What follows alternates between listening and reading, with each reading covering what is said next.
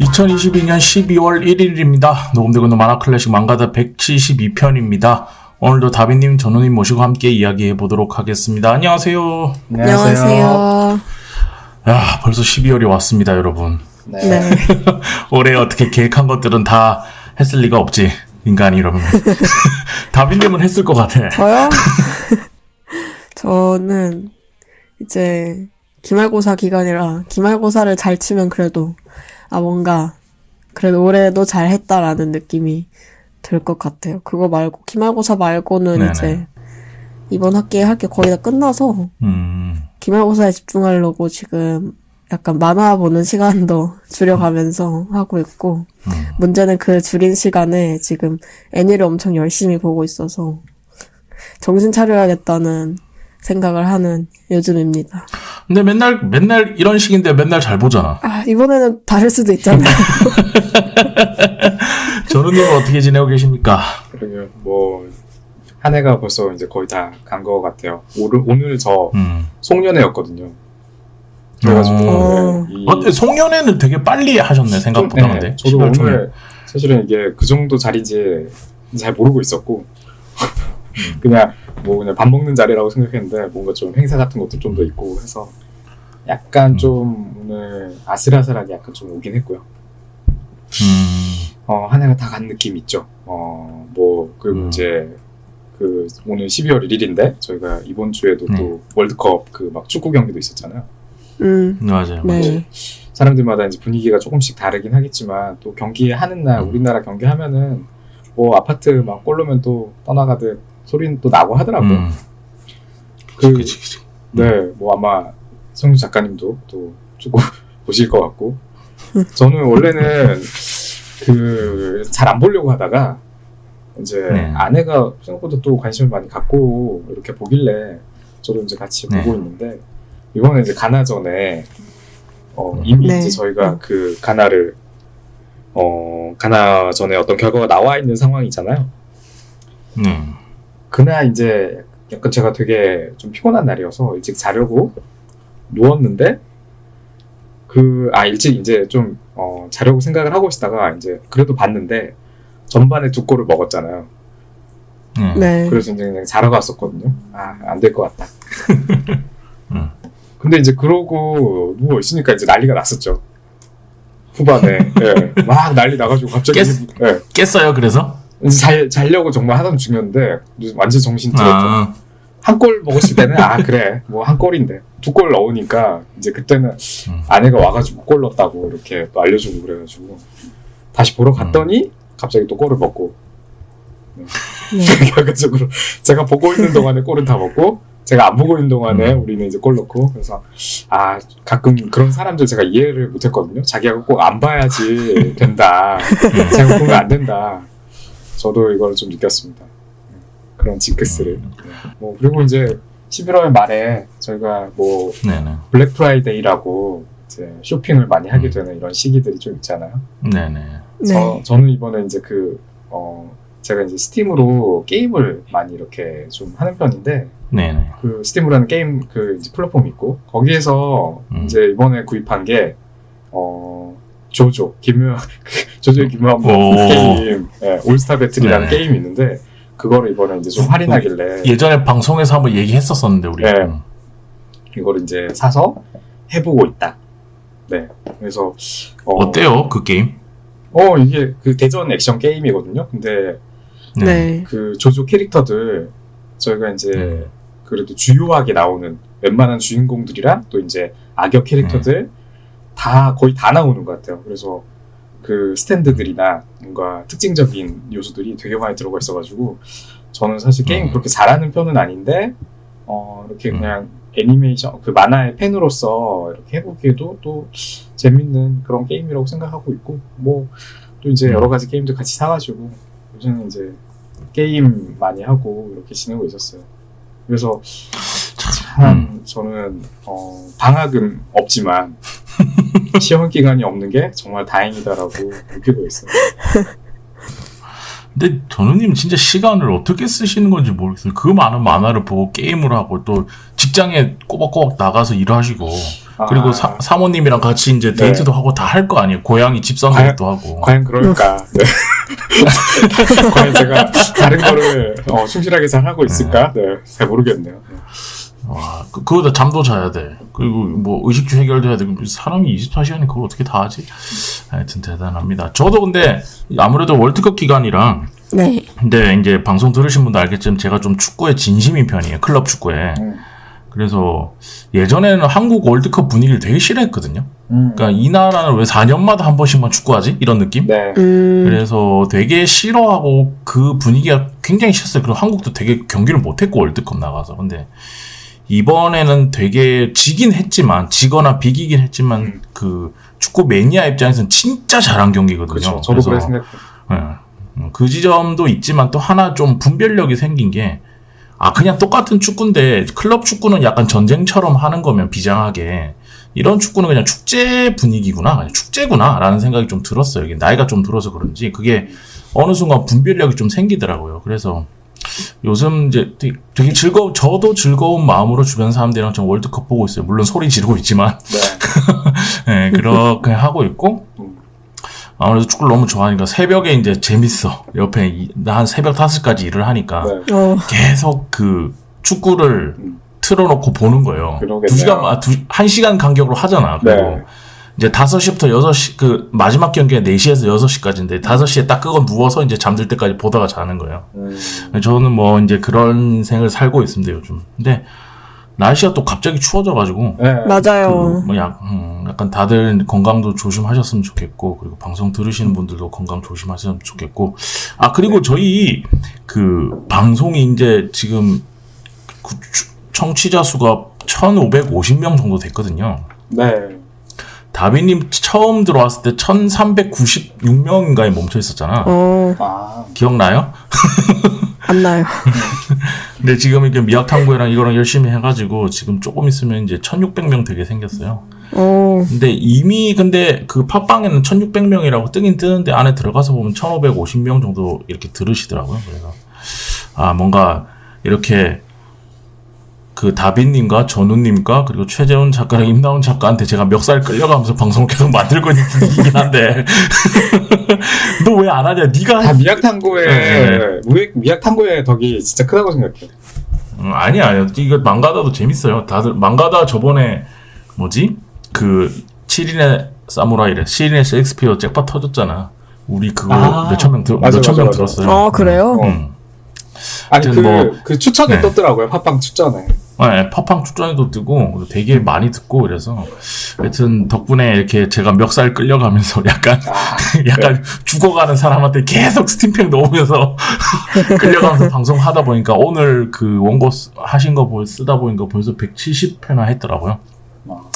앞으로도 내년에도 이렇게 멱살 끌려다면서 내년에 코너를 하나 더 만들 생각이거든요. 진짜요? 새 팀에서 멱살을 끌고 가면은 뭐 어떻게든 되지 않을까. 내년에도 200회 특집도 같이 해보고 이러면 좋을 것 같다는 생각입니다. 지난 시간에 방송에서 댓글 달아주신 거를 저희가 읽어드렸는데 아직 그 방송이 업데이트가 안 돼서 네, 그것 말고는 이제 따로 댓글은 없고요. 어쨌든 댓글 달아주시면 어쨌든 저희가 꾸역꾸역 다 읽어드리고 피드백을 드리고 있으니까 관심 있으신 분들은 방송 듣고 괜찮았던 내용이 있으면 댓글로 달아주시면 감사하겠습니다. 자, 오늘 근황 토크는 여기까지 하도록 하겠습니다.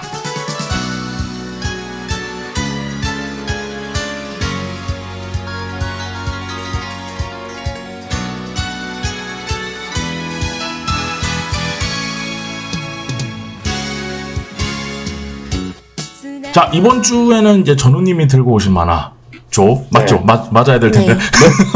네, 전우님이 들고 오신 만화 얘기를 할 텐데, 오늘은 어떤 만화 이야기를 해볼 건가요? 네, 오늘은 이제 제가, 소개하려고 가지고 온 만화는 카노우 리에라는 이름의 작가이시고, 그리고 이제 제목은 슬로우 모션을 다시 한번 이라는 작품입니다. 이 작가에 대해서는 사실 저는 잘 몰라요. 뭐 다른 만화도 본 적도 없고, 그리고 제가 이제 검색해보기도 하고 했는데 정보가 잘 안 나오더라고요. 정보 좀 부족한 편이고, 그래서 이름만 보면은 여성 작가 같은데 사실은 남잔지 여잔지도 잘 모르겠고요. 그래서 작가에 대해서는 뭐 할 말은 많지 않아요. 근데 이제 뭐 그림체만 이렇게 딱 봤을 때는 뭔가 약간 순정풍의 느낌도 좀 있고, 근데 또 한편으로는 되게 청년물 같기도 하고, 오래되지 않은 만화거든요. 그렇게 막 옛날 만화가 아닌데 또 되게 오래된 느낌이 들기도 하는 어떤 그런 그림체를 가진 만화인데, 이게 이제 그 만화의 전반적인 스토리랑 되게 잘 어울리고, 작가가 뭐 이제 다른 어떤 만화를 그렸는지 모르지만 최소한 이 작품만큼은 그 작가의 그 그림체 또는 이제 어떤 그 스토리 이런 것들이 잘 어우러진 어떤 독특한 고유의 그런 작품이라고 생각해가지고 일단은 한번 소개를 해볼까 생각을 했고요. 저는 이거 진짜 재밌게 봤어요. 그래요? 진짜 재밌었고 너무 재밌어서 썸네일을 빨리 만들고 싶어서 11분의 1 썸네일을 대충 만들었잖아. 근데 둘 다 멋있게 나왔어요. 그래서 저는 그렇게 생각해요. 그래가지고 저는 그러니까 이 만화 지금 슬로우 모션을 다시 한번 그 썸네일 만들어 놓고 속으로 한 3번 정도 감탄했어. 왜요? 와, 이렇게 만들다니. 왜냐면 그게 약간 그 서로의 감정 상태를 제가 계속 사이클 도는 느낌으로 디자인해 놓은 거거든요. 그래서 야, 만들어 놓고 내가 만들었다고 이런 생각이 들긴 했는데 근데 이 스토리를 좀 간단하게만 설명 좀 해주시면 좋을 것 같아요, 전우님이. 네, 한번 설명을 간단하게 하고 넘어가자면은 그 이제 주인공은 오타키라는 이름의 남자 고등학생이고요. 이 친구는 운동도 잘하고요. 얼굴도 괜찮아가지고 그 이제 학교에서 인싸로 이렇게 취급받는 친구예요. 근데 사실은 80년대, 일본 80년대 문화에 빠져 있는 어떤 그런 비밀을 가지고 있고, 이거를 이제 어릴 때 이런 거를 이제 친구들에게 알렸더니 친구들이 뭐 그런 걸 가지고 이렇게 하냐 뭐 이렇게 놀린 기억이 있어가지고 그걸 숨기고 이제 계속 생활을 하고 있던 거죠. 근데 학교에서 80년대 아이돌 가수 나카무리 아키나의 음악을 듣고 있다는 것을 옆자리 여자애한테 들키게 돼요. 그 여자애는 야쿠시마루라는 이런 이름의 여자애고, 반에서 존재감이 거의 없이 지내고 있어서 오타키도 사실 전혀 이제 뭐 친분이나 이름도 잘 모를 정도의 이런 사이였는데, 근데 이제 이걸 들킨 날 오타키에게 담임 선생님이 야쿠시마루가 학교에 교통카를 두고 갔다. 그래서 걔한테 좀 집에 가서 전달해달라 이렇게 부탁을 해서 이렇게 막 마지못해가지고 결국엔 집까지 찾아가게 되거든요. 그래서 이제 뭐 배를 누르고 이렇게 전해주려고 했는데 응답이 없어가지고 돌아가려고 하던 차에 어떻게 하다 보니까 그 야쿠시마루의 비밀 아지트를 이제 오타키가 발견하게 된데, 거기에는 완전히 그 80년대 문화로 도배된 이런 공간이 있었던 거죠. 그래서 오타키가 이제 야쿠시마루랑 어떤 그 비슷한 취향의 공통 분모를 발견하게 되면서 다른 친구들 몰래 이렇게 가까워지고 교류하면서 뭔가 이렇게 좀 그 감정이 싹 트는 그런 연애물의 이야기를 담고 있다라고 할 수 있을 것 같아요. 저는 저번에 이제 전우님이 고르시면서 리디북스에 쳐봤거든요. 처음 들어보는 만화라서. 그래서 리디북스에서 제공해주는 미리 보기하고 표지를 딱 쓱 훑어보고 이 제목의 슬로모션이 아키나의 슬로모션인 거를 바로 알았어요. 그래서 엄청 이게 직접적이면서도 또 좋은 제목이라고 생각을 했는데, 이제 저도 여기 나오는 두 명의 주인공 오타키랑 야쿠시마루처럼 80년대의 문화, 소위 버블 경제 시대라고 부르는 시대의 문화, 뭐 아이돌 문화라든가 만화라든가 대중문화 전반에 관심이 있어가지고 저는 초반에 되게 흥미를 가지고 저도 볼 수 있었던 것 같아요. 근데 전 이거 약간 그 내용 좀 이제 스토리 얘기를 했으니까 쭉 가서 보는데, 예전에 혹시 만화 중에 아이즈란 만화 아세요? 알죠. 네, 아이즈란 만화가 있는데. 다 보셨을 것 같은데? 전우님도 보셨을 것 같고. 삼삼아이즈 말고 그냥 아이즈라는 만화인데. 네. 옛날에 헷갈리던 애들이 많아서. 그래서, 왜 다빈님은 알 거야. 다 알 거야. 삼삼아이즈도 알 거야. 서전아이즈라고 하죠. 근데 어쨌든 그 만화에서 약간 좀 세련돼진? 약간 좀 소극적인 그런 느낌이 들어서, 어떤 느낌이면 주인공은 잘생겼는데 지가 잘생긴지 모르는 주인공이랑, 내가 봤을 땐 세상을 거머쥘 수 있는 매력을 가진 여자 주인공인데 서로 자기가 어떤 그 매력을 가지고 있는지 몰라. 그래서 서로 대면대면 하다가 이제 사소한 그 어떤 공동의 키워드로 이제 가까워졌다가 뭐 사소한 오해로 갈등을 겪고 뭐 이러다가 이제 어떤 결론에 도달하는 그런 방식이라서 되게 비슷하다. 근데 되게 삼삼아이즈랑 또 다른 재미가 있는 그런 작품이라고 저는 생각됐는데. 아이즈라는 도누님이 네, 죄송합니다. 근데 이 작품 근데 소개해야겠다고 생각하신 이유가 뭐죠? 일단은 저는 그동안 제가 이제 어떤 만화들 소개하려고 이렇게 고민하면서 여러 가지 장르를 하나씩 좀 다루려고 생각을 하면서 선정을 했던 거거든요. 네네네. 뭐 느꼈을지는 모르겠어요. 근데 이제 느꼈어요. 엄청 느꼈어요. 네. 드라마도 이렇게 소개를 하려고 했고 일상물도 소개하려고 했고 뭐 개그물, 공포물, 역사물 뭐 나름대로 이제 약간 좀 서로 다른 장르들로 소개를 해보고 싶었고 그래서 이제 이때쯤에는 이제 연애물도 좀 소개할 때가 됐다라고 생각이 됐고요. 이제 그 전부터 이제 다빈님께서는 약간 순정 쪽에 가까운 만화들은 뭐 계속 소개를 해온 것처럼 제가 생각을 해가지고 이제 저는 아무래도 제가 좀 더 많이 보는 쪽이 남성향의 만화들이다 보니까 연애물 중에서도 이제 남성향 쪽에 작품을 좀 뭔가 가지고 오려고 생각을 하고 있었고요. 저도 이제 아까 이야기하신 아이즈라는 만화 성인수 작가님이 좋아하신다고 했던 아니야, 나 저한테 한 적은 없어. 그래요? 봤다고 했지, 끝까지. 저는 좋아해요. 아이즈라는 만화를 되게 좋아하고 그 작가를 진짜 좋아하거든요. 아사카즈 카츠라를 사실 되게 좋아하고 뭐 그 작가 그 만화 중에서 리디북스에만 있었으면은 이거는 너무 좋아해서 한번 소개하고 싶은 만화도 또 있고 한데 어쨌든 이제 여러 가지 후보가 있었어요. 연애물 좀 어떤 걸 소개하면 좋을까? 근데 이제 뭐 어쨌든 다빈님이랑 송윤 작가님이 그래도 좀 좋게 볼만한 거를 이제 또 저 나름대로 이제 선정을 해본 거고요. 약간 트라우마 남으신 거 아니죠? 지난번에 일로. 트라우마까지는 아니지만 아무래도 이제 저도 좀 좋아할 만한 거를 소개하고 싶다라는 생각은 어쩔 수 없이 계속 들어요. 그래가지고 나중에 이제 또 이거는 아마 나만 좋아하겠다 싶은 만화도 좀 더 있긴 한데 나중에 또 이제 기회가 있을 것 같고요. 최소한 이 만화는 작가에 대해서는 뭐 할 이야기는 별로 그렇게 많지 않은데 그 다른 부분들 여기서는 할 이야기 진짜 많겠다 싶기도 해가지고 이번에 이제 같이 좀 이야기를 해보려고 가지고 왔어요. 이게 이제 방금 그 다빈님께서 먼저 이야기를 하셨죠. 80년대 그 아이돌 문화랑 되게 이렇게 같이 이야기를 나눌 수밖에 없는 만화거든요. 네. 언급을 안 할 수가 없는 게 전체적으로 그 만화의 스토리나 어떤 뭐 전반적인 게 이 80년대 문화랑 너무 직접적으로 연관돼 있어가지고 이거를 언급을 할 수밖에 없어요. 일단은 주인공들이 좋아하는 그 아이돌이 나카모리 아키나라는 80년대 일본 유명 아이돌 가수인데 저희가 이제 좀 더 많이 알고 있는 그 아이돌 가수는 마츠다 세이코일 것 같거든요. 근데 이제 거의 뭐 그 시절에 투탑이었다고 하더라고요. 뭐 앞서거니 뒤서거니 할 정도에. 그래서 뭐 그 시절 어떤 풍미했던 탑 아이돌이었고 이 제목부터가 아까 이제 다빈님이 말씀해주신 것처럼 그 슬로우 모션이라는 나카모리 아키나의 그 노래를 소재로 한 제목이고 중후반부에는 이제 마츠다 세이코도 또 언급되고 뭐 저희가 이제 뭐 많이 이렇게 알만한 가수들은 아닐 수도 있는데 그 옛날 시절의 아티스트들도 뭐 몇 명 이렇게 또 언급되기도 하고요. 근데 저는 사실은 일본 문화를 경험하기 시작한 게 90년대부터거든요.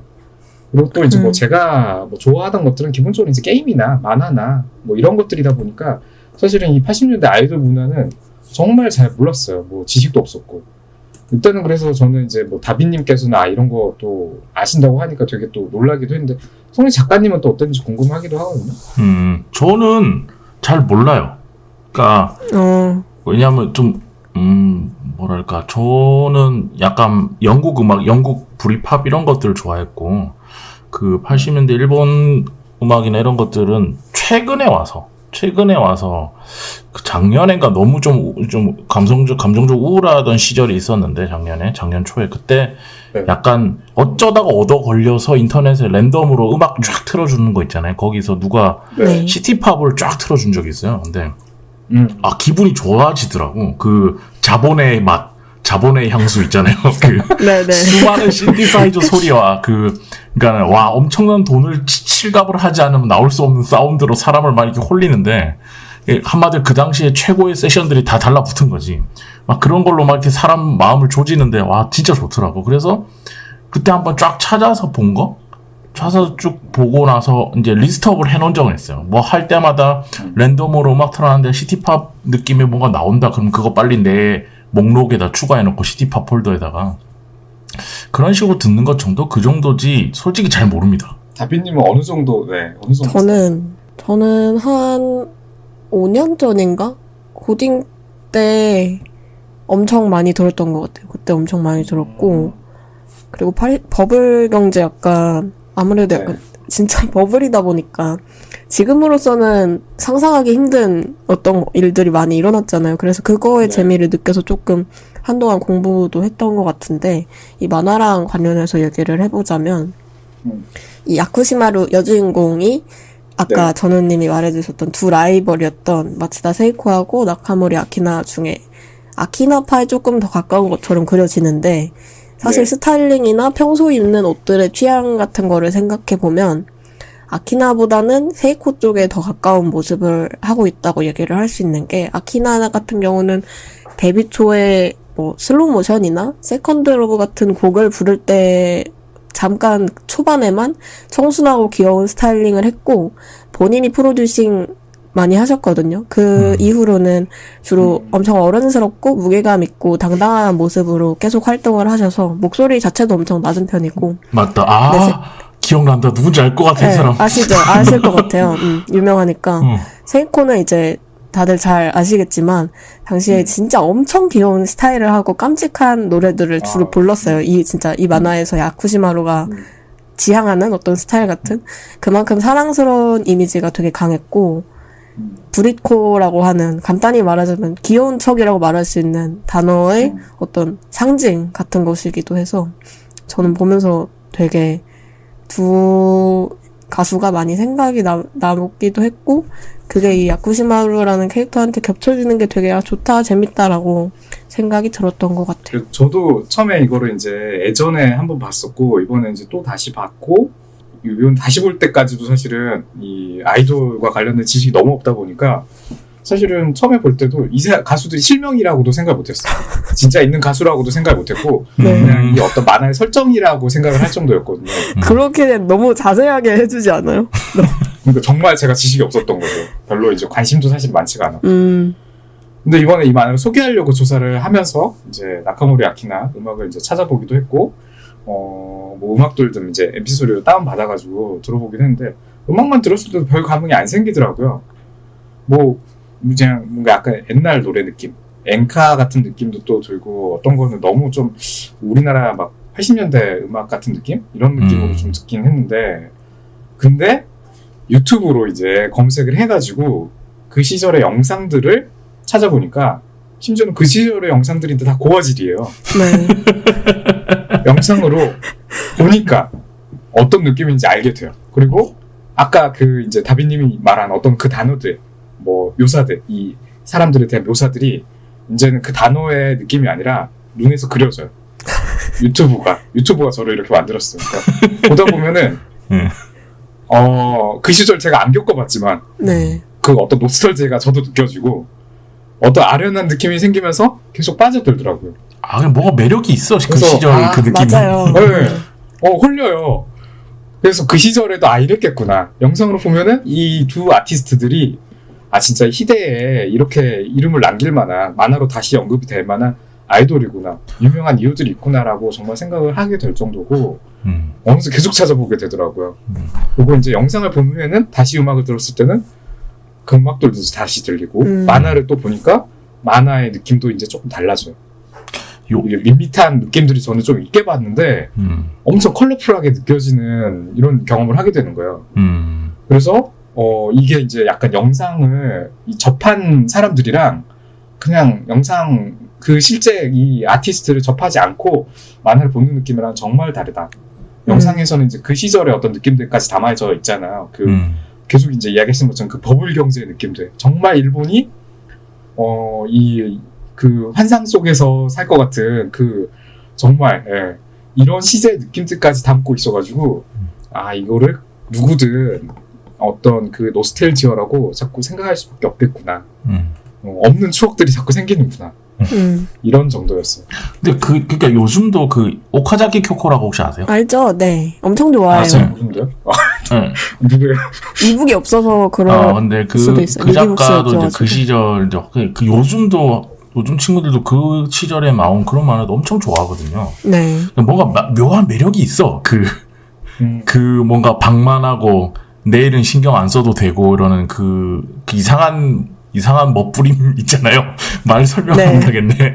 하여튼 어깨 뽕이 잔뜩 들어가요. 뭐 내일 따윈 걱정 안 해도 되고 뭐 그냥 하여튼 뭐 그런 그 매력이 있긴 하죠. 저는 이제 전우님이 방금 말해주신 어떤 없던 추억이 만들어지는 느낌 관련해서 약간 좋았던 장면이 있는데 되게 초반이에요. 1권 초반에 오타키하고 야쿠시마루가 서로 아예 뭔가 나랑 비슷한 걸 좋아한다 하고 인식을 하고 처음 그 야쿠시마루의 아지트에서 워터 게임이라고 그 링 날려서 물속에서 링 날려서 하는 게임을 맞아. 같이 하는 부분. 대표님은 혹시 실물 본 적 있나요? 워터 게임이요? 네. 저 해본 적 있어요. 아, 진짜? 어렸을 때 해봤어요. 이 사람 진짜 나이 제대로 한번 제대로 파봐야 돼. 이거 아닐 수. 그때 있었어요. 죄송한데 그때 그랬어요? 있었어요. 뭐 죄송할 것까지야. 근데 뭐 갑자기 기분이 나쁘네. 왜 죄송하지?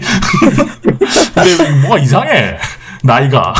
아니에요. 네, 그래서 네. 그 게임기 자체에 이제 물이 있어가지고 두 주인공의 얼굴이 약간 반씩 일렁거려 보이는 장면이 있어요. 1권 초반에. 근데 요번에 썸네일로 씁니다. 그 장면. 네. 사랑의 시작 같은 어떤 두근거리는 마음을 그림을 엄청 잘 표현해 준 것 같고 또 그 장면이 이 작가 특유의 약간 뭔가 예스러운 그림체하고 잘 어울려가지고 엄청 귀엽고 풋풋한 느낌이 효과적으로 드러난 장면 같아서 저는 그때 좋다 생각을 했고 이 작가 그림체의 매력을 추억을 불러일으키는 매력을 엄청 느낀 장면이라고 생각을 했어요.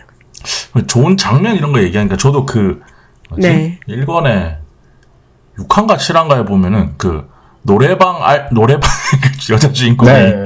노래방 들어가서 옛날 노래 부르는 거 부끄러우니까 들어가서 옷을 옛날 그 아이돌 가수처럼 바꿔 입고 거기서 진짜 모션까지 취하면서 노래를 부르고 다시 옷 갈아입고 나오잖아요. 근데 그게 네. 6화인가 7화인가에 나오는데 거기에 보면 그 노래방 점원이 근데 노래방에 그 여자 주인공이 들어갔으니까 음료수 갖다 주고 들어갔더니 옷이 바뀌어 있어. 그 막 춤추고 있고. 그래서 놀래고 쟤 뭐지? 이러면서 나와가지고 있는데 또 이제 나올 때는 옷 갈아입고 나오니까 왜 저런 짓을 하고 있는 거지? 노래방에서.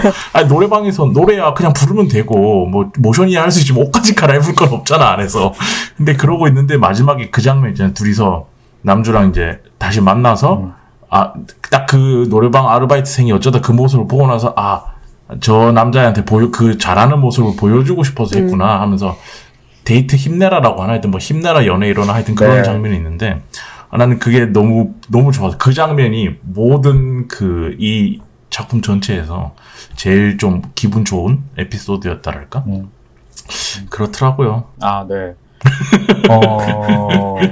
저는 에피소드는 뭔가 딱 하나 꼬집기는 조금 어렵긴 하네요. 근데 저는 이제 전체적으로 이 스토리를 좀 이렇게 봤을 때, 두 사람이 이제 처음에 서로를 발견하는 과정, 그리고 이제 호감을 갖게 되는 과정, 또 이제 다가서는 과정, 다가섰다가 이제 또 물러서는 과정, 뭔가 이제 물러서면서 또 겁이 나고, 그런데 이제 그런 어떤 뭐 주변인들과 얽힌 어떤 장애물, 어려움들 또 극복하고, 다시 서로에게 용기를 내서 손을 내미는 이런 과정. 그리고 그러면서 결속을 다시 얻게 되고 그 과정에서 이제 각자가 변하는 어떤 지점들을 보여주는 전형적인 어떤 그 청춘 연애 스토리를 보여준다라고 생각을 하거든요. 근데 이게 사실 요즘에 연애 스토리의 느낌이 아니에요. 그냥 그치?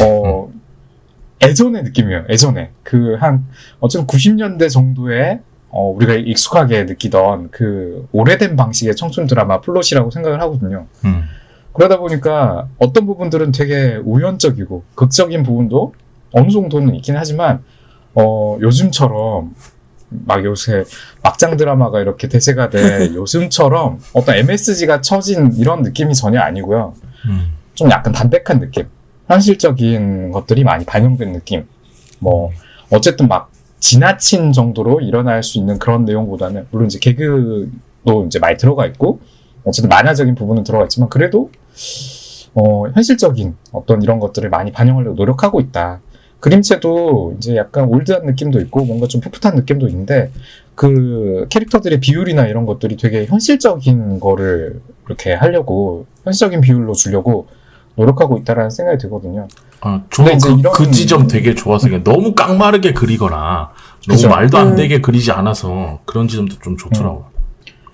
이게 이제 어떻게 보면 만화가의 그 작품이라고 할 수 있는 부분이기도 한데, 이거는 어떤 정도는 좀 일부러 이 현실적인 비율로 이렇게 설정하지 않았나라고 생각도 되고, 이렇게 좀 전반적으로 현실적인 느낌을 저는 좀 많이 받았다고 생각을 한데, 근데 이제 이 마음 졸이고 답답해하는 이 느낌을 유발하는 것도 예전에 저희가 딱 그 옛날 드라마나 옛날 만화나 옛날 소설들에서 느끼던 그 시절 그 느낌에 좀 가까운 느낌이라고 생각해요. 맞죠. 저는 그 시절 그 느낌은 잘 받았는데 그 시절 그 느낌을 어떻게 한다고? 당신이 뭘 알아? 많이 봤잖아요. 알죠. 다빈님은 잘 알죠.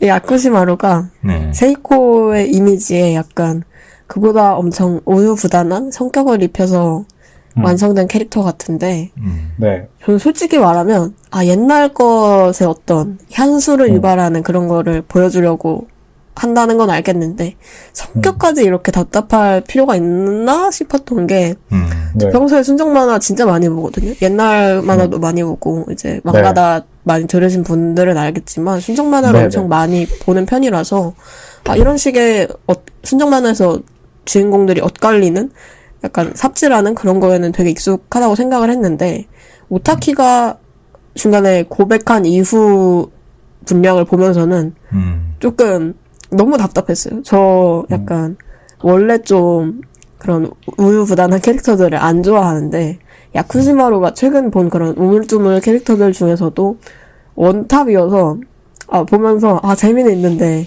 캐릭터가 너무 답답하다. 너무 속 터진다. 네. 저는 그랬거든요. 그래서 저 같은 약간 파격적인 성격이 좋은 분들은 보면서 좀 답답해 하실 수도 있을 것 같고 반대로 약간 조금 소극적인 캐릭터들을 좋아하는 분들이시라면 엄청 추천드릴 수 있는 만화인 것 같다. 근데 뭐랄까. 네. 이건 제 개인적인 심정인데 작가가 그 여자 주인공 표정을 그리고 싶은 것 같아. 나는 그런 생각이 들어요. 자꾸 그 작가가 자기가 생각하는 어떤 여성에게 받고 싶은 매력 포인트 있잖아요. 그 우물쭈물하는 그 부분을 되게 좋아하는 것 같다, 이 작가가. 라는 생각이 좀 들었어요. 그래서 그런 부분에서 그런 장면이 계속 답답해할 만한 장면들이 계속 나오는 거 아닌가?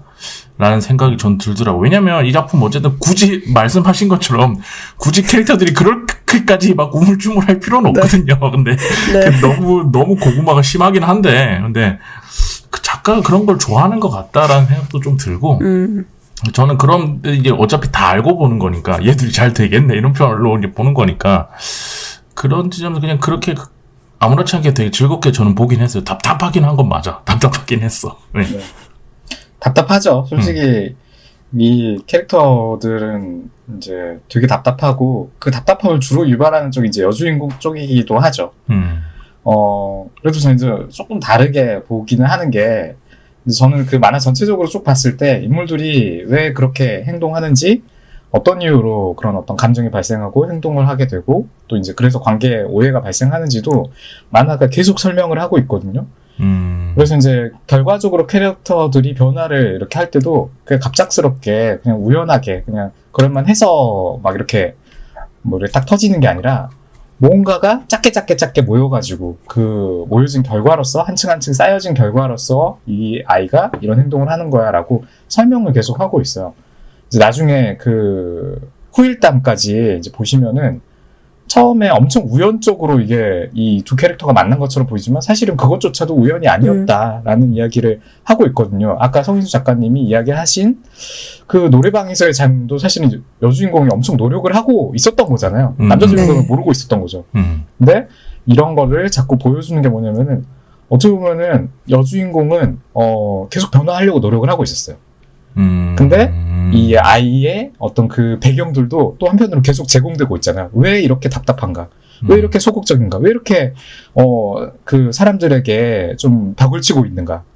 왜 연애를 시작을 할 생각을 못 하고 있나? 또는 처음에 이제 이미지만 봐도 뭔가 약간 뭐 히키코모리까지는 아니지만 자기만의 세계에 gat혀 있다라는 느낌을 계속 주고 있잖아요. 네. 근데 이 캐릭터의 어떤 설정이나 이런 것부터가 되게 그 변화를 필요로 하고 있지만 어떤 계기가 필요했던 그런 캐릭터로 좀 이렇게 설정된 거고, 실제로 현실적이라고 저는 생각을 하는 게 사람이 한 번에 변하지 않거든요.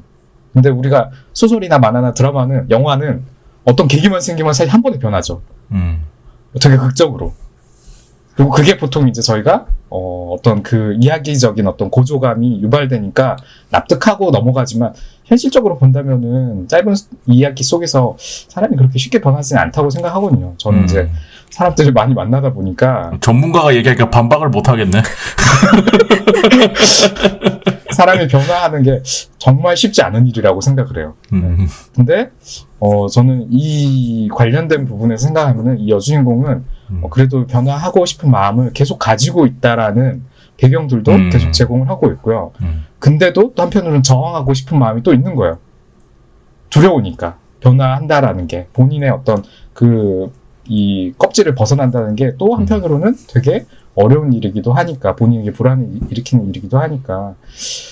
근데 이제 보통 대부분의 연애물들을 이제 제가 좋아하는 이유가 뭐냐면은 제가 이제 좋아하는 연애물이 어떤 알콩달콩이나 달달한 거를 묘사하는 만화들을 저는 별로 그렇게까지 좋아하진 않거든요. 아, 그래요? 근데 그런 묘사들을 아니 또 싫어하는 것까지는 아니지만 이게 중점으로 가는 거, 사람들은 사실 이제 그런 걸 좋아하더라고요.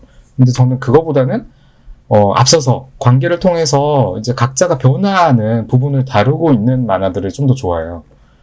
근데 요새는 사실은 더 대세가 되는 만화들은 좀 달달한 만화들이죠. 이미 서로 이미 마음 통했고, 막 서로 어떻게 노는지, 어떻게 막 두근두근 거리고, 어떻게 이게 좀 더 막 이렇게 접근되고 하는지, 낭만적인 부분들 좀 더 이렇게 하는지, 이게 좀 더 인기가 많은 편이라고 생각을 하고, 지금 이 만화 같은 만화는 사실은 애초에 사실 거의 사장된 정도라고 생각을 하거든요.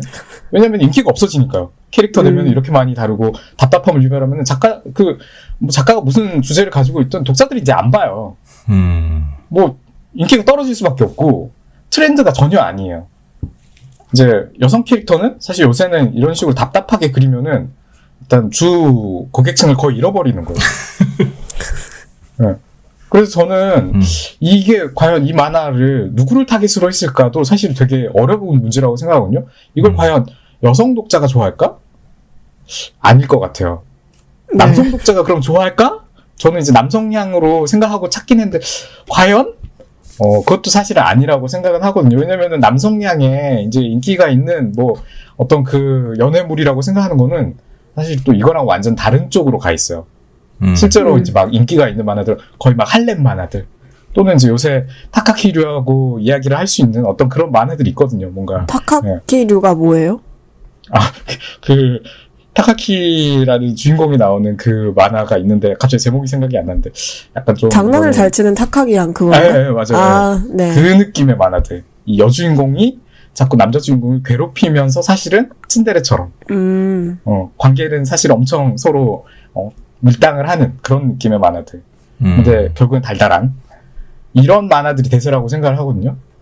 근데 지금 이 슬로모션을 다시 한번은 어쨌든 어느 쪽에도 끼지 못하는 애매한 만화고, 이게 그러면은 누구를 타깃으로 하는 거지? 그냥 저 같은 아저씨를 타깃으로 한 추억팔이 목적은 아닐까? 그런 생각까지 드는데, 근데 어쨌든 저는 이 만화가 다루는 지점은 고전적이긴 하고, 이게 유행은 좀 지나가긴 했지만은 그래도 약간 좀 화석 같은 느낌이 있어도 저희가 좀 한번 생각해 볼 만한, 어떻게 보면 주제랑도 연결이 되고, 이 만화의 소재들, 이 아이돌, 그 80년대 아이돌, 또는 이제 그 나카모리 아키다가 부른 그 노래까지도 연결이 되는 부분들이 좀씩 있다라고 생각을 해요. 그래서 전체적인 결들은 이 만화가 그래도 좀 유지하고 있지 않나.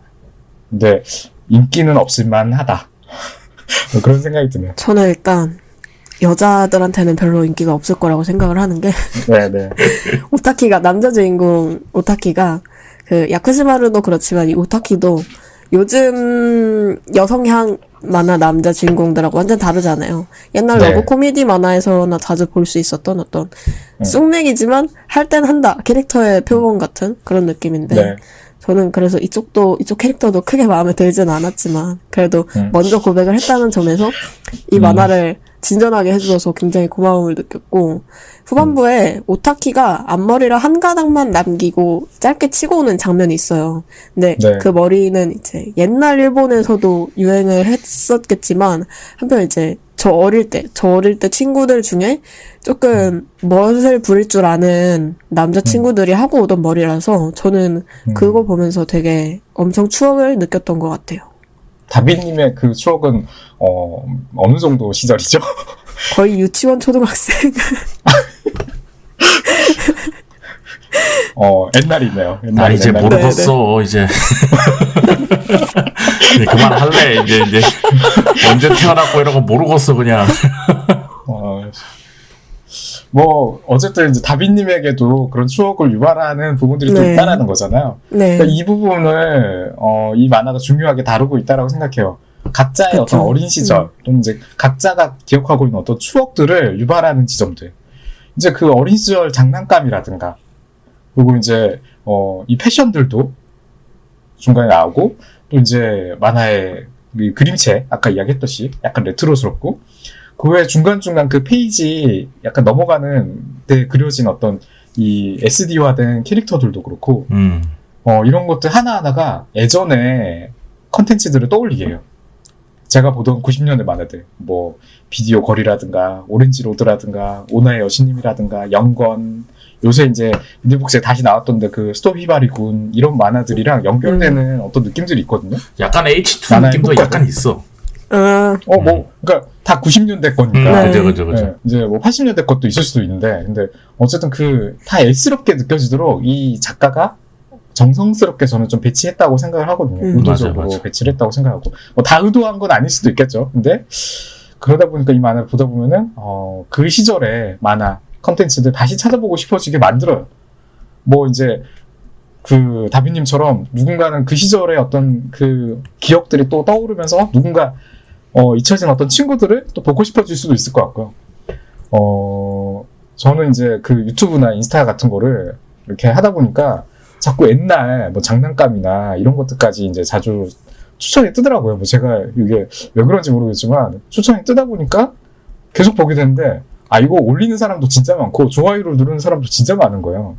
뭐 어릴 때 장난감들, 뭐 레트로 게임들, 흘러간 노래들 이게 나만 그러는 게 아니구나. 이런 걸 계속 원하고 있구나라는 생각이 들어요. 저는 이제 만화를 보고 있으면 이 만화 보고 있으면 어떤 좋은 시절이나 예전에 뭔가를 되게 열렬하게 좋아했던 마음을 상기시킨다는 점에서 이 만화에 의의가 있다고 저도 비슷하게 생각을 했는데 또 간단히 그거를 스쳐가듯이 다루는 게 아니라 어떤 곡을 다루면 그 곡에 관련된 어떤 일화를 조금이라도 풀고 가수에 대한 에피소드 같은 것도 조금이라도 더 풀어내려고 하는 부분들이 좋았고 만화 읽는 동안에 저도 노래 계속 들었거든요. 그 시절에 뭐 푸른 산호초라든가 기나 대자여라든가 뭐 그런 것들을 다시 들으면서 왜 웃으세요? 호흡곤란이 온다 이제. 왜요? 아니에요. 네. 그래서 역시 나도 이때 것들이 좋다라는 생각을 다시금 또 이 만화를 보면서 할 수 있었던 것 같고 또 이 만화에 나온 노래는 아닌데 보다가 갑자기 안전지대 와인레드의 마음이라는 곡이 떠올라서 들었는데 뜬금없지만 추운 날씨에 어울리는 곡이라서 추천합니다. 뭐라고 정확히 이름을 다시 한번 말해주세요. 안전지대의 와인레드의 마음. 와인레드의 마음? 네. 우리나라 말로 한국어로 이렇게 검색해도 나오는 거예요? 네, 원어로는 와일레드노 코코로 그랬던 것 같아요. 그러니까 아마 각자가 이런 게 유발되는 게 있을 것 같거든요. 그치. 뭔가 그쵸. 나도 맞아. 좀 이런 게 소개하고 싶은 게 있고 추천하고 싶은 게 있고. 저는 이제 시티헌터 애니메이션 그 주제가를 즐겨 듣는 편이거든요. 근데 사실 애니는 안 봤어요. 시티헌터 만화도 네? 사실은 다 안 봤어요. 그 만화 끝까지 볼 수 있는 사람은 정신력 진짜 대단한 사람이지. 끝까지 못 사실은 봐, 웬만해서는. 지금 이거를 다시 보기에는 너무 또 올드한 느낌이 있어가지고 이게 좀 그렇게까지 재미가 잘 안 느껴지더라고. 근데 그 애니메이션 주제가를 엄청 좋아하거든요. 그 가수가 이름이 카오루 코이루이 마키라는 이름인데 이 가수의 이 유튜브에서 영상을 찾아보면은 또 어떤 그 애스러움, 그 시절, 80년대, 89년인가? 나온 어떤 라이브 영상이 있는데, 이 노래 자체가 약간 시티팝 느낌도 있고, 그 영상이 뭔가 그 아련한 노스텔지어를 또 이끌어내는. 그래서 그 시절에 내가 이거를 보면서 했으면 또 어떤 느낌일까? 막 이런 상상을 하게 하는 그런 느낌을 받아요. 근데 저는 90년대 청소년기를 보내다 보니까 제가 좋아하던 가수들이 몇 명 있거든요. 네. 우타다 히카루나, 네, 코야나기 유키나, 미시야, 그리고 또 이제 하마사키 하유미, 거의 다 여자 가수들이긴 한데, 저도 이제 약간 그런 제가 그 시절에 경험했던 이런 가수들을 이렇게 또 떠올리고 다시 들어보면 또 여전히 좋더라고요. 또 이제 그때 제가 드래곤햇이랑 라크앤시에를 또 이렇게 음악들, OST 같은 것도 많이 하던 그 밴드들이잖아요. 그러니까 반항하지마. 그때 이제 OST가 좋았었는데. 네. 그런 것들 이렇게 다시 듣고 하면은, 그때 그 시절에 어떤 느낌들이 또 다시 떠오르는 이런 게 있어가지고 참, 노래가, 그리고 또 이제 어떤 문화적인 콘텐츠가, 이 기억들이랑 연관돼서 자꾸 마음이 그쪽으로 갈 수밖에 없는 그런 게 있는 것 같아요. 성유 작가님은 어떠실까요? 저는 개인적으로 시티헌터파는 아니고 80년대 한정으로 하면은 저는 고르고 서틴파거든요. 그냥 조용히 다 죽여버려야지. 무슨 이렇게 막 이 변태처럼 입고 나와가지고 막 총질하고 그러나. 근데 시티헌터도 재밌긴 했어요. 그리고 고르고 서틴이 그 OST도 저도 엄청 좋아해서. 근데 이제 이 타이밍에 이제 시티팝 아무것도 모르는데 아는 척 하고 싶은 친구가 있으면 이제 이럴 때 야, 시티팝은 플라스틱 러브지 이런 얘기 한마디 할 것 같은데. 그렇죠. 네. 저는 그거밖에 몰라요. 네, 그 얘기 하는 사람도 아무것도 모르는 거야. 그냥 그것밖에 모르는 거야. 근데 어차피 플라스틱 러브라는 노래 저도 좋아하고, 이상하게 좋더라고. 그 자본의 향기, 자본의 맛. 그것도 있고, 그리고 아까 말씀드렸는데 제가 시티팝 어쩌다 랜덤으로 걸리면 계속 그 유튜브 뮤직 목록에다 제가 쌓아놓는다고 했잖아요. 그래서 이번에 이거 들으면 이 만화 보고 방송 준비하면서 좀 찾아봤는데, 근데 누군지 몰라. 음악 들으면 다 나도 아는데, 그래서 이제 써왔어요. 준코 야가미? 인가 하는 가수가 있는데, 들어요. 뭐 어쩌고 저쩌고 베이시티라는 노래가 있거든요. 정확하게 알려주셔야죠. 너무 대충 아닌가요? 아니, 준코 야가미 치고 베이시티 치면 나올 거 아니야. 그거 나오고, 그리고 또 영어로 적혀있던데 안리인가? ANRI라고 안리라는 가수의 윈디 썸머라는 노래가 있어요. 근데 들으면 바로 알아. 이거요? 할 정도로 엄청 유명한 노래인데, 근데 이거 아침에 되게 못 일어날 것 같을 때 괜히 상쾌해야 될 것 같은 기분 들 때 있잖아요. 그럴 때 이 곡 틀어놓고 이제 출근 준비하면 굉장히 좀 힘이 나는 그런 느낌이 있어서 저는 이 시절 노래들 진짜 좋아하고 나중에 어쨌든 취미로 음악하라 하고 있는데 이게 연주하기 진짜 어렵거든요. 듣기는 되게 편하고 반복적으로 들리지만 네. 진짜 존나 어려워요. 연주하기에. 갑자기. 근데 그러니까 결론은 언젠간 이런 취향으로 한번 해보고 싶다는 거. 이런 음악을 한번 그렇죠. 해보고 싶다는 생각이 들긴 하다. 한국으로 치면 이제 그 빛과 소금이라고 있는데 샴푸의 예정이나 네. 그런 노래들도 되게 좋아하고 어쨌든 그렇습니다.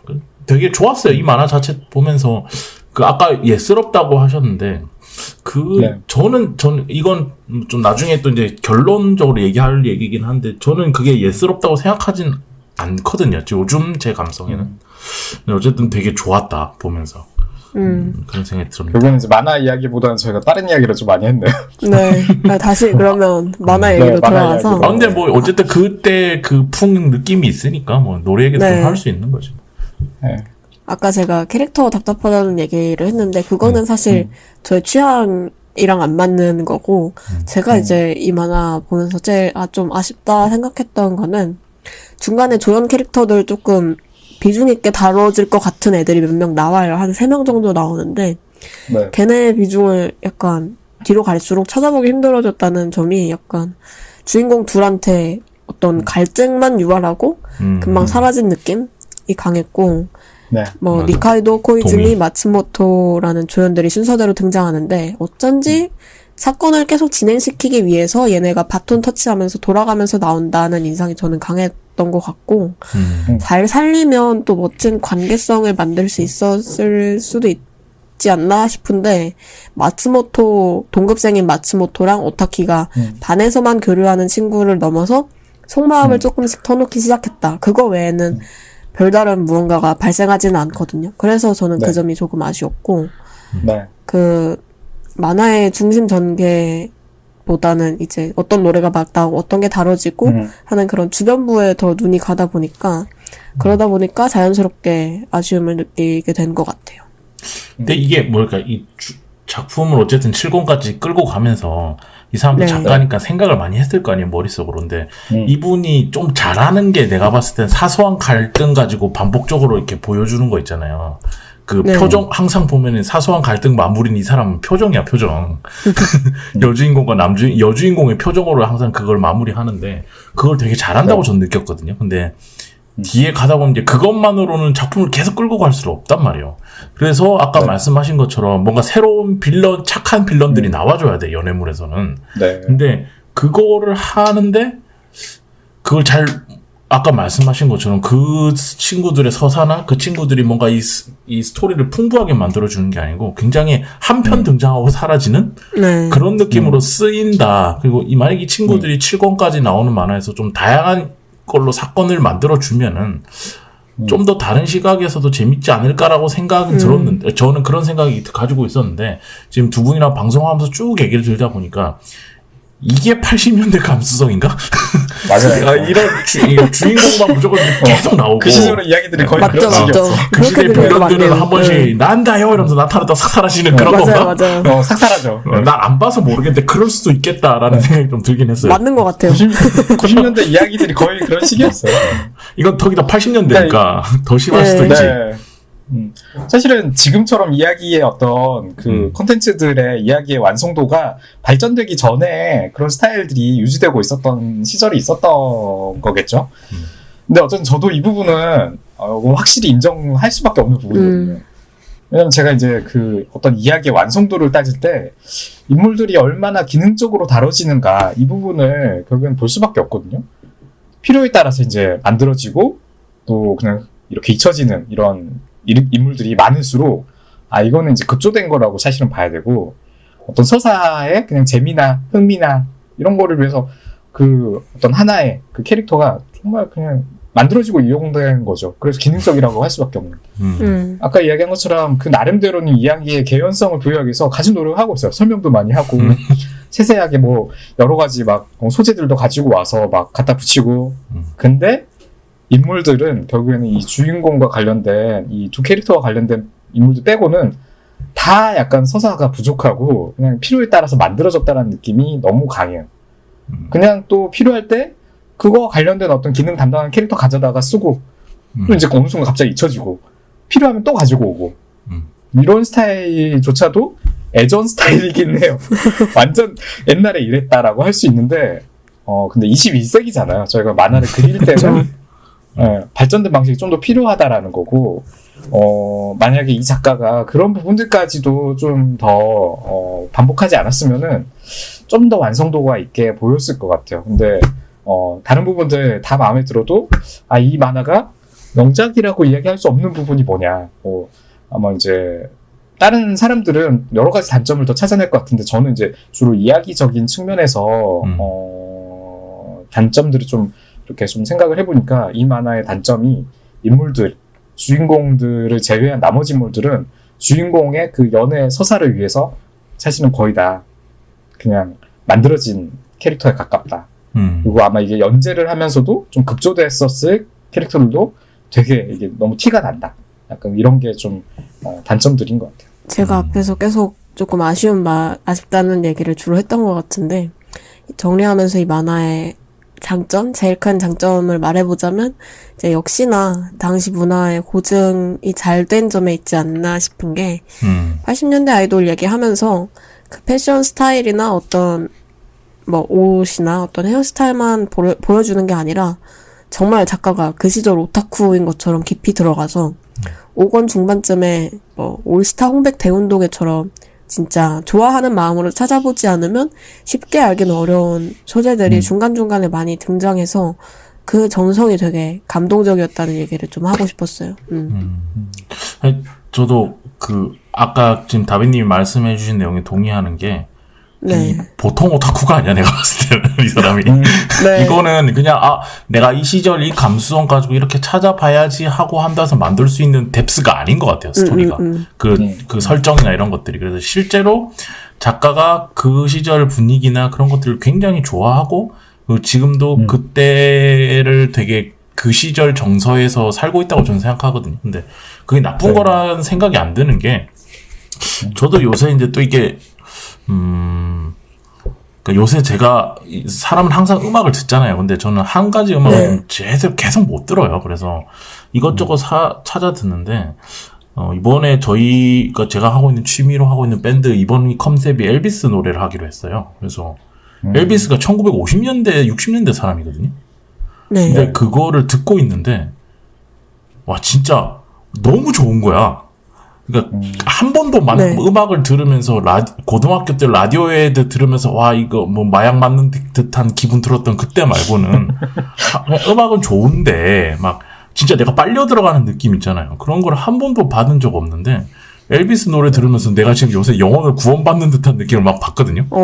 진짜 그래서 막 너무 힘든데도 그거 들으면서 일하고 있으면 몇 시간 더 버티면서 일하고 막 이렇게 될 정도인데 근데 현실적으로 올드한 걸 넘어서 구닥다리를 넘어서 아무도 이제 쳐다보지 않는 엘비스 유튜브가 350만 밖에 안 돼요, 구독자가. 어머. 그 정도의 옛날 클래식인데 너무 좋은 거예요, 나한테는. 그게. 그리고 저랑 같이 지금 팀을 하고 있는 베이시스트 한 친구가 20살인데 그 친구도 이게 너무 좋다는 거야. 그거랑 이거랑 딱 결합되면서 어떤 생각이 들었냐면 그러니까 유행 쫓아서 계속 가는 게 맞나? 꼭 그래야 되나? 라는 생각이 좀 들었고, 그리고 이미 많은 대중예술에서 다양한 방식으로 다양한 컨셉의 음악이나 뭐 문화를, 콘텐츠를 시도해왔고, 우린 그 중에서 나한테 맞는 것들, 그리고 나와 비슷한 감성을 가진 이 작품의 주인공들처럼 그런 사람들이랑 모여서 취미로든 뭐로든 같이 잘 즐기고 여가 시간을 보내면서 살면은 되는 거 아닌가라는 생각이 이 작품이랑 요새 내가 겪고 있는 이 영혼의 해방과 함께 엮여지면서 그냥 자기가 좋아하는 것들로 주변을 이루어서 살아도 될 것 같다. 유행에 꼭 안 쫓아가 인스타 보면서 막 이렇게 넋두리하고 안 그래도 될 것 같다라는 생각이 좀 들었어요. 인스타 많이 하시잖아요. 할 수밖에 페이스북을 없죠. 훨씬 많이 하시지 않아요? 할 수밖에 없죠, 직업상. 페이스북도 또 많이 하시나요? 네, 페이스북은 이제 여러분 저랑 친추하시면 안 됩니다. 왜요? 제가 인스타에는 사진을 딱 한 장 올리고 그냥 한 줄 글 쓰고 이렇게 말잖아요. 네. 페이스북에는 거기에 대한 뒷면에 있는 저의 추악한 모든 생각을 다 적어놓기 때문에. 더 궁금하긴 하네요. 안 돼. 안 받아줄 거야. 안 돼. 돌아가. 일단 뭐, 어쨌든 저도 어쨌든 이 추억팔이의 소비자거든요. 네. 예전 것들을 저도 너무 좋아하고 90년대 어떤 컨텐츠들 그리고 이제 90년대 추억들 이거를 다루게 되는 것들이 기본적으로 호감도 가고요. 지금 이제 이 말을 통해서는 어떤 80년대까지도 또 내려갈 수도 있고요. 뭐 저는 이제 제가 어릴 때부터도 저보다 더 이전 시대의 음악들을 많이 듣긴 했거든요.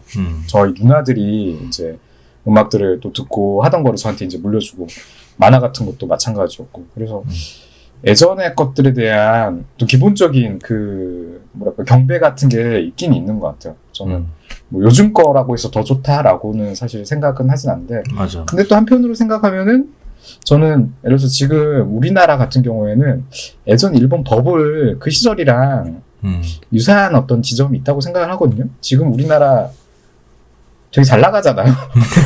21세기에 우리나라가 뭐 문화적인 컨텐츠나 이런 것도 있고 예전 뭐 80년대 90년대 생각을 해봤을 때 우리나라의 어떤 경제 수준이나 경제력이 이 정도, 사람들의 소비력이 이 정도, 뭐 서울의 어떤 생활력 이 정도 상상을 못했을 수준이라고 저는 생각을 하는데 뭐 어쨌든 일본의 그 80년대 버블만큼은 당연히 아니겠지만은 어쨌든 그 연결되는 감성의 지점이 있다라고 생각을 하고, 그래서 사실 아마 언젠가는 분명히 지금의 이때를 또 추억하게 될 때가 올 것 같아요.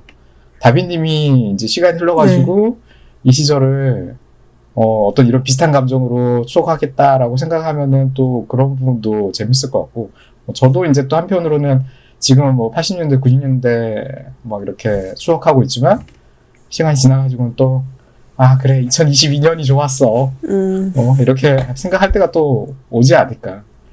그래서 글쎄 뭐 이게 이제 시간적인 관점을 계속 생각을 해보게 돼요. 제가 지금 보게 되는 만화들, 요새 유행하는 만화들 다 이제 시간 여행하거나 전생 뭐 예전 그 시절로 다시 돌아가서 다시 살거나 하는 만화들 이런 거 되게 많잖아요. 네. 왜 인기가 있을까? 뭐 이런 거 분석하는 유튜버들도 많이 있을 텐데 결국에는 이제 저 같은 추억팔이에 잘 속는 이런 거 너무 좋아하는 이런 소비자들이 많아지기 때문이라고 생각하거든요. 근데 한편으로는 사실 문제이기도 하겠죠. 뭐 옛날 것만 자꾸 좋다고 하고 있으니까 그러면은 결국에는 옛날 것만 계속 상품으로 등장하게 되는 거잖아요. 요즘 어쨌든 이 슬로모션 다시 한 번도 예전 걸로 소재를 샀긴 했지만은 지금의 컨텐츠인데 저희가 결국엔 이걸로 예전 이야기만 하고 있으면은 아깝지 않나라는 생각도 또 들기도 하고. 아무튼 뭐 잡다하게 좀 생각을 정리를 하자면은 순환적인 측면도 좀 필요하기는 하다라는 생각은 들긴 해요. 이 작가의 그래서 다른 작품이 좀 더 있었으면은 좋았을 것 같아요. 왜냐면 지금 이야기로는 이 작가의 그림이나 이런 걸로 봤을 때 그냥 정말 옛날 이야기, 추억팔이에 좀 특화된 작가처럼 솔직히 보이거든요. 그래서 만약에 이 작가가 다른 이야기, 뭐 지금의 이야기 또는 이제 뭐 완전 다른 차원의 그럼 뭐 예를 들어서 역사물이라든가 뭐 이런 것까지 그릴 수 있는 작가라면은 어떨까 궁금해하고 좀 더 그런 작품을 이제 기다리면서 판단을 해보고 싶다라는 생각이 들었어요. 저는 폐기물 같은 경우는 옛날 것을 찾는 마음에서 본다기보다는 다른 게 더 주요하게 작용하고 있지 않나 싶고, 이제 이 작품으로 돌아와서 얘기를 해보자면, 중간중간에 일본 문화만 얘기를 하는 게 아니고, 다리오 아르젠토의 호러 영화나 플래시 댄스 같은 영화 작품, 다른 나라의 영화 작품들도 언급하면서, 오타키의 관심사가 단순히 일본의 옛날 문화뿐만 아니라 다른 나라 문화로도 뻗어갈 여지가 있다는 거를 보여주는데, 사실 일본 것만 보면 그 안에서 조금 돌게 되는데 다른 나라 거를 차례대로 각 시대 문화들을 차례대로 보다 보면 자연스럽게 비교가 되고 공부가 되는 게 있거든요. 그래서 저는 끝에 보면서 오타키가 단순히 옛날 문화 오타쿠가 아니라 고전을 공부하는 단계로 넘어가서 그거를 조금 잘 살려서 나중에 진로 선택에도 도움이 되고 그런 단계로 넘어갈 수 있지 않을까 그런 생각이 들었고, 네, 그래서 결말부에 그런 내용이 나오는 게 되게 좋았고, 아마 작가가 이렇게 자기 오타쿠 경력을 살려가지고 이런 만화를 그리고 있으니까 그게 이 만화에도 또 적용이 되지 않았을까 싶었어요. 저도 뭐 결국에 결론적으로 말하면 되게 재밌게 봤다는 말을 하고 싶은데 저는 이 정도도 충분하지 않았나라는 생각으로 되게 재밌게 봤어요. 그래서 근데 이 작가가 말씀하신 것처럼 뭐 더 좋은 작품 더 그런 생각도 있지만 저는 반대로 계속 이렇게 만들어줬으면 좋겠다. 이 사람만. 그러니까 예를 들어서 그 옛날 원스 영화 만든 사람이 싱 스트리트랑 그리고 비긴 어게인 만들 그 사람이 인터뷰했던 말 중에 그런 게 있거든. 내가 할 줄 아는 게 뭔 줄 안다.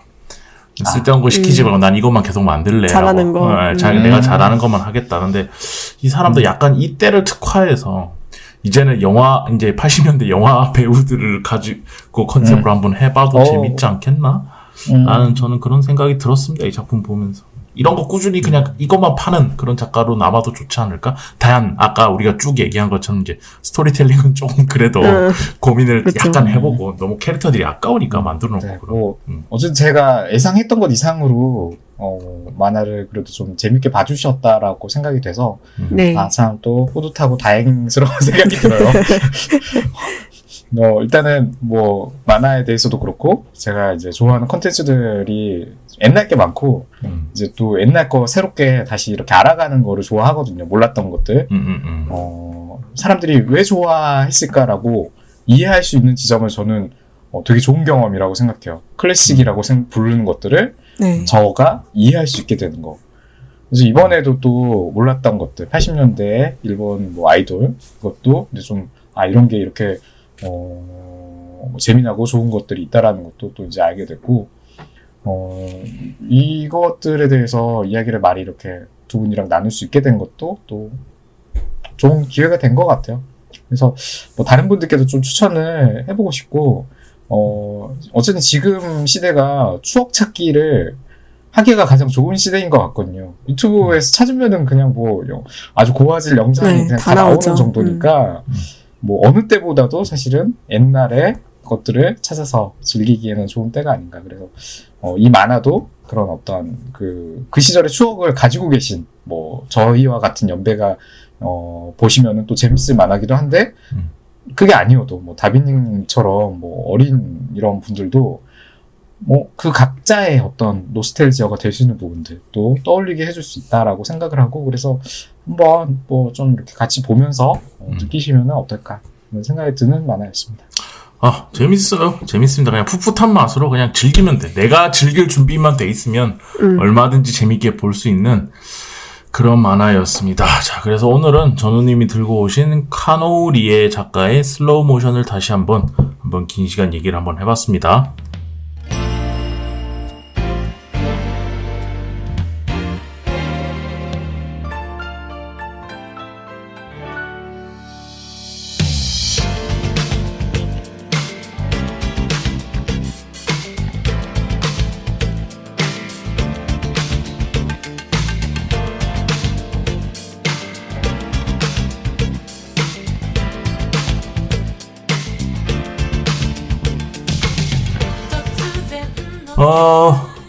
드디어 저희가 내일인가요? 모레죠? 모레 드디어 모레입니다. 제가 약속했던 와카세를 네. 아니 근데 이게 참 이게 운명이 얄궂은 게 내가 오마카세를 사겠습니다 이럴 때는 돈이 많았거든. 근데 정작 이제 살 때가 왔어. 그러면 갑자기 돈이 없어. 네. 못 사드릴 정도로 없다는 건 아닌데 이제 막 계산을 아니요 그런 건 아닌데 계산을 해야 되는 막 그런 상황까지 오고 막 이렇게 되게 운명이 얄궂다. 그땐 돈 많았는데 이런 생각이 좀 들긴 하더라고요. 근데 이왕 예약도 했고 그리고 결제도 다 한 거니까 가서 맛있게 먹으면 되지 뭐. 괜히 얘기한 것 같아. 어쨌든 근데 우리가 지금 방송 들으신 분들한테 죄송하지만 지금 이 망가다 코너가 2편이 밀려 있어요. 2편이 밀렸어요? 이거랑 편까지 해서 이것까지 해서 2편이 밀려 있는데 제가 이번 주 내일이 분기점이야. 내일 내가 내가 내일 3시간이니까 4시간이 남거든. 네. 그 안에 이 2편을 해치워야 돼. 그러려고 아까 썸네일도 다 만드는 거란 말이에요. 한 편이라도. 제발 내가 한 큐에 다 해결한 다음에 그냥 일주일에 하나씩 풀 수 있기를 저 스스로에게 기도를 하면서 저희 우리나라 그 예선이 마지막 날이잖아요. 내일 영영시 하잖아요. 그러니까 그 전에는 11분의 1은 올라가야 되지 않을까. 최선을 다해볼게요. 하늘에 기도를 하면서 잠들어야 되겠다 오늘은. 어쨌든 알겠습니다. 근데 오늘 진짜 만화 재밌었고요. 그리고 관심 있으면 이 만화는 좀 한번 꼭 보셨으면 좋겠다라는 생각이 드는 그런 만화였습니다. 저희는 또 한 2주 뒤에 뵙나요? 녹음하러? 네. 2주 좀 남았죠? 날짜를 잡아서 다음에는 또 이번에는 그 다빈님이 추천해주시는 만화 들고 다시 나타나도록 하겠습니다. 저희는 다음에 또 뵙도록 하겠습니다. 감사합니다. 감사합니다.